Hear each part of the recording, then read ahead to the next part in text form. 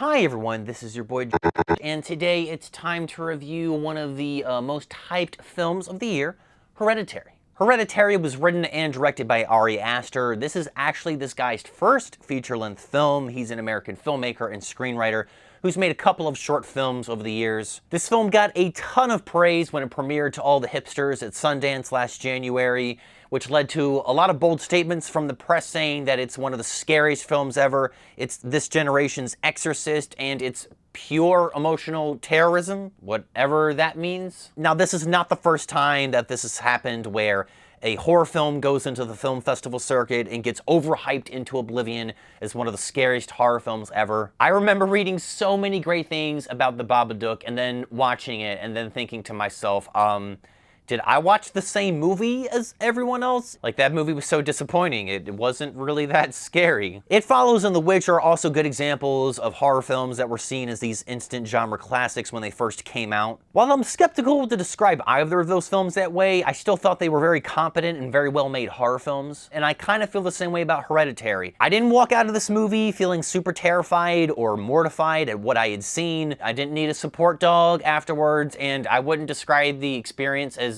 pure emotional terrorism. But I was very impressed with how well directed Hereditary is, and I love the old school horror film approach that it takes. Hereditary follows Annie, played by Toni Collette, who is a married mother of 2 children, one of which is a disturbed 13-year-old with some weird habits, played by an excellent Millie Shapiro. After the death of Annie's reclusive mother, she starts to unravel secrets about her that appears to be haunting her family even after her death. She's an artist who makes miniature dollhouses for a living. The film doesn't go too much into how she makes money off of it, which I was curious about, but the film uses the whole dollhouse thing as a motif. So Hereditary kind of feels like it's fitting 2 stories into one film, but the main story that this film tackles is a family having trouble dealing with grief. It works best when it focuses on this family's torment. The story really feeds off all the cracks in the relationships between the various members of this family. They're all very weird and different in their own way. One thing they all seem to have in common, though, is they have a lot of repressed feelings and secrets, especially the mother. This film really shines when it brings these repressed feelings and thoughts to light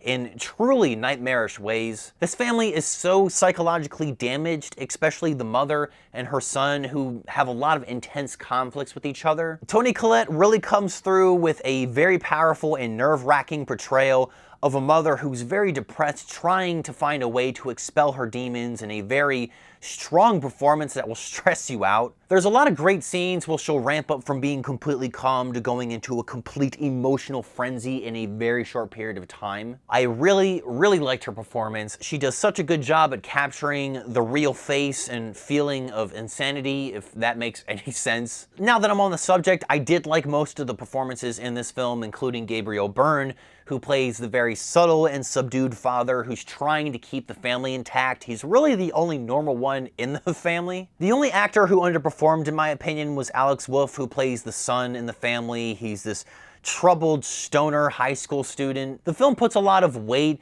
and significance on this character, especially towards the end of the film, and I just don't think he handles it very well. His character is pretty despondent for most of the film, and I thought that aspect of his performance was fine. It's the parts where he has to dig deeper and get very emotional that felt distractingly subpar. There's a scene where he cries after his mom scares him, and it sounds so fake. This dude is at least 18 years old, and yet he's crying like he's a fucking infant.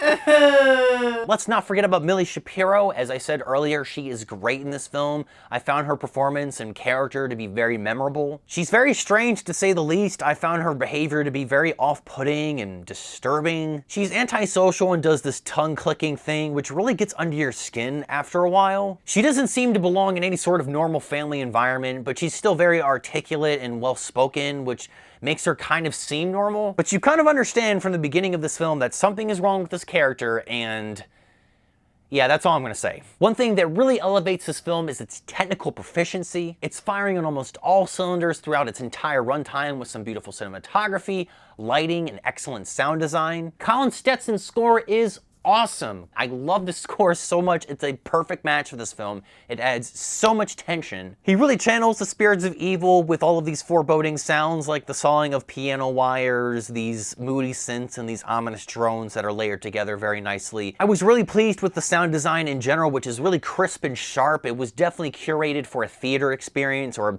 a theater sound system. There are certain sounds that will come from different directions sometimes. The tongue clicking sounds would come from the right speakers and then the left speakers and then behind you sometimes. And while that may seem like a small negligible detail, it's little details like these that's what makes the experience that much more authentic. The cinematography of Hereditary reminded me a lot of old school horror flicks where you have a lot of tracking shots and wide shots that will slowly move and push in. It's very purposeful. I'm not even going to try to say the name of the DP who was responsible for this lovely work because I can't. Love the opening shot. It really sets the tone for this film and gives you an idea of what's to come. I really enjoyed how this film was never afraid to cut to a wide shot to reveal something. There's one particular wide shot that happens towards the later part of the film where it's in a dark room and you see something in the corner of the room. It's barely visible, but it's there, and the camera holds on it in a wide shot forever, and it just makes the entire scene so uncomfortable. The way this film is edited also feels very old school. It takes the slow burn approach and does such a good job at building tension from beginning to end. There are a lot of fades and form cuts where you have one shot fade to another shot that will have similar shapes and objects that kind of connect the two shots together. What makes this film more effective than most horror films is that it does a pretty good job at capitalizing on the power of suggestion. This story has a lot of mystery behind it, and as it feeds you these little tidbits of information, it makes you really nervous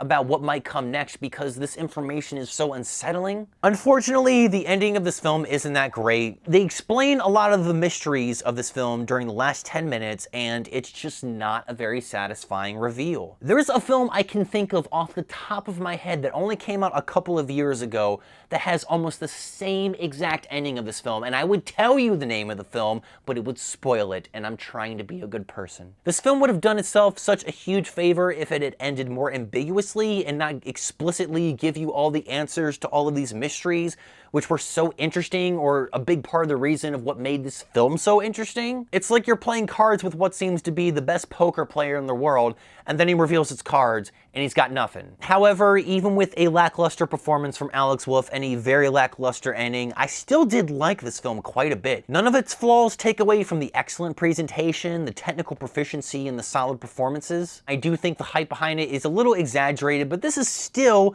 a better horror film than most horror films you would see today. I liked Hereditary a lot. I'm going to see it again, and I'm going to give it a 4 out of 5. Thanks for watching, ladies and gentlemen. Hope you enjoyed this review. Got more on the way, so keep an eye out for those. Leave a comment with your thoughts on Hereditary in the comment section below, and leave a recommendation on a film that I should watch and review next while you're down there. Be sure to check out the other content on my channel. I got some other reviews of other horror films that you may be interested in, like Unsane or Truth or Dare. Truth or Dare is a piece of shit, so you should watch my review on why it's a piece of shit. Hit the like button if you like this video, or share this video, or both, whichever you prefer. If you want to support the channel, then definitely share a video because that helps out so much. And if you dig the channel, then as always, please subscribe to the channel. That's what helps the channel the most, of course. Thanks again, ladies and gentlemen. This is your boy Josh, and I'm signing off until next time.